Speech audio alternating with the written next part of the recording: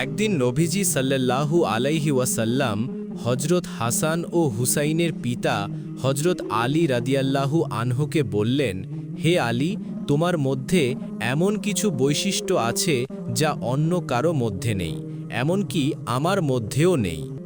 একথা শুনে হজরত আলী রাদিয়াল্লাহু আনহু বললেন, হে আল্লাহর রাসূল, আপনি এটা কি বলছেন?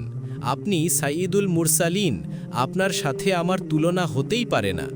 তখন নবীজি মৃদু হেসে বলতে লাগলেন, তোমার জন্ম হয়েছে পবিত্র কাবা ঘরের অভ্যন্তরে, যা আমার হয়নি। তোমার শ্বশুর সাইয়্যিদুল মুরসালিন, আমার তো নয়। তোমার শাশুড়ি হজরত খাদিজাতুল কুবরা সিদ্দিকা, আমার তো নয়। তোমার স্ত্রী হল জান্নাতের সর্দারনী, আমার তো নয়।